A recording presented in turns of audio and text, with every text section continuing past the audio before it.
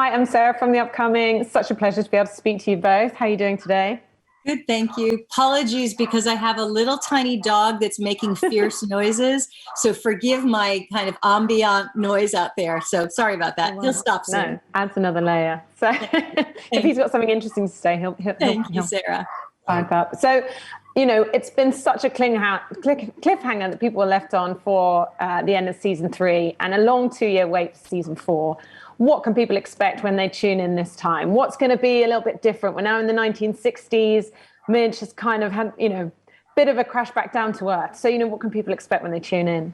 Well, I think one of the things they can expect or what they're going to get to see is how does somebody recover from failure? Since we've all experienced it, we get to see Midge have this giant failure and how is she going to rebuild her life and her career? And it affects everybody around her. This failure, she, comes home and that is a big change for everyone. I think the show is a little edgier. I think you're going to see a little bit more. You're going to get to peek inside these characters. We're in season 4. You're going to get to know more about them as you go along. But I think the most important thing, especially because of what we've all been going through, is how do we deal with setbacks? What do we make of them? And do we lie down and quit or do we keep going? And I think, all of us have had to, believe me, the inertia that has come over me. The first time I had to go out, I couldn't even remember how. I didn't even know how to put on shoes. It was like, oh, we are all learning to walk again. And that's what happened to Midge too. I think at the end of the season is that, she has to learn all over again how to be ambitious and have your dreams come true when you've notched up a big, big failure. And, one of the massive appeals about watching the show, it's not just the storylines and the humor, but also just the way it looks. It looks so incredible, almost impossibly incredible. And I did watch one, making of, very short clip of just how long it took to set up one of the scenes. I think it was when she was working as an operator. And I was just thinking, God, if you're replicating that for every single scene. So what is it like as actors in this show? They must be so wonderful to dress up in all the costumes and everything, but hard work too. Yes, it is. The artists around us are so amazing. The costume designer, it's almost like we don't have to act because you literally walk onto a set and it's like you've been on a jet plane and transported through time.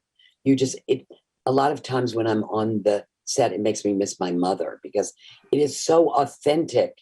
It makes you feel like you're back in that period of time. All of the things conspire to make us feel like we are these characters. And I agree with you. It is a feast for the eyes, just a feast. I love to see it. I feel like I'm in it, but I'm also an audience member. Don't you feel that way, Marin, when you look at it? Oh, yeah. Oh, well, it's interesting. I've never been on a show like this where I want to go watch people shooting other scenes. And I actually do that often. I remember when I was in Paris at one point, I was like, I had this gorgeous hotel that they put me in. I was so lucky, but I actually didn't want to stay there if I wasn't shooting. I wanted to go watch every single other thing that they were shooting. I was thinking about this, Amy was a dancer and very much still is, I find.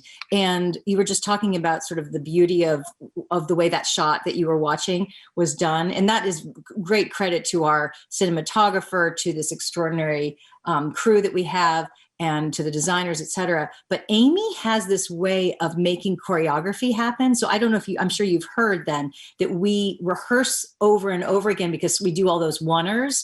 And so sometimes you're going to see something that's never going to have anything cut into it. So it is like a play. And so many of our cast members have done so much theater. So I find that so thrilling that you're watching it get explored in movement style. And then at some point when they actually say, all right, let's roll, it's like this choreographed dance is happening around you. I think that's what Caroline also is referring to. It's like you enter it and you suddenly feel like you're going back in time because if a camera's just on your face, you sort of are sitting there and it's only part of you that's acting and it's usually just the visual. But if your whole body is being asked to be incorporated, you're used in a way that transforms you very differently than the way other television has done. And I love that. Don't you, Caroline? It feels like you're part of, it's almost athletic because you finish in an exhaustive way that's very different than in a fabulous high exhaustion. Anyway, it's not like anything I've ever done before. And it's going to be odd to try and do other television later, because I think I'm going to feel afterwards like I have all this energy, because this one asks so much of us, whereas other kinds of work was much more singular. Yeah. Yeah, that's very well put and really true. And people I know that are my friends said sometimes watching it is like watching a musical. They feel like they are watching live theater, you know what I mean? Even though it's on a screen. So they have, a lot of both going on, because it can be very intimate, but it can also be very, it's like you're getting to watch the best live musical you could possibly imagine. It's really something.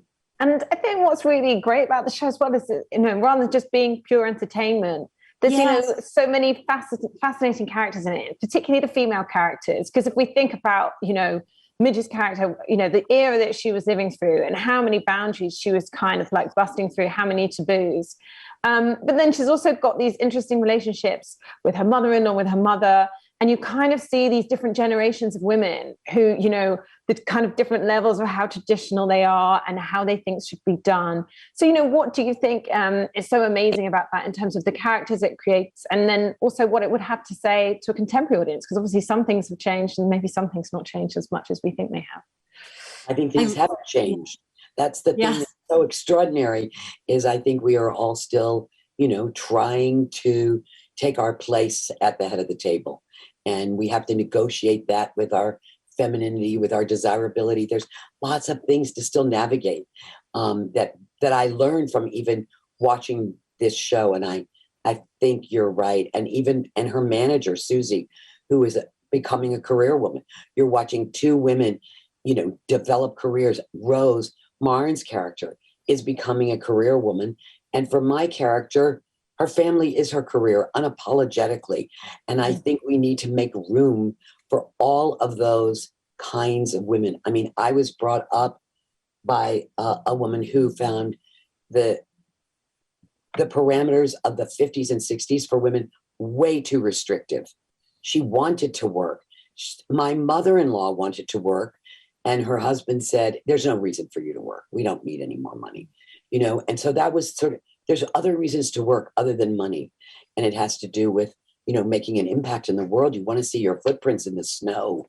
And it's very hard to do that as a woman when you, at least in the 50s, when you were confined to volunteer work, playing cards, and raising your children. Must have been so hard. We are so lucky. We're not that tough. It's funny, Sarah, you're a younger woman than I am, and I'm going to compare you to Rachel Brosnahan, because the way you even articulated your question excited me so much, because I think when I was growing up, I didn't even let myself think about what you just asked, because I was just like, oh, this is what you're going to do. I'm going to tell you about like the first week of working on the show. I was in a van. This is the old days when we could actually be in cars with other people, and now we have to be singular. But I was in a van with Rachel Brosnahan. I did not know her so well at the time, and she was dealing with something in a work-related way where she was telling her agent or manager what she would or wouldn't do as an actor. And I think it actually had to do with something to do with nudity, to be honest. And I remember being in awe of the articulation and strength that she had about her boundaries. And I remember thinking back to when I had been her age and wondering, like, when I was asked, would you be nude on something? I was like, well, I guess if it pays. And it wasn't exactly like that, but I definitely didn't know what I could ask for. And I thought about how this generation understands in a new way what is comfortable for them, what they're willing to do, and what they're very willing to say no to. And that is a change that is reflected even in our show, isn't it? And what's great is that Rachel's character, being the most youthful one, is teaching the other generations what they themselves were not allowed to do. And I just love that, because I think that happens in real life. I'm very hopeful that there are moments. My mother's still working. She's in her 80s. She's extraordinary. She's a judge. And I'm hopeful that there are times that hopefully I too inspire her, just the way my own child is doing that for me. I think I'm out of time, but it's been such a pleasure to speak to you both. And can't wait for everyone else to also see season 4. It's absolutely wonderful and beautiful. So thanks so much for your time. Cheers. Thank you.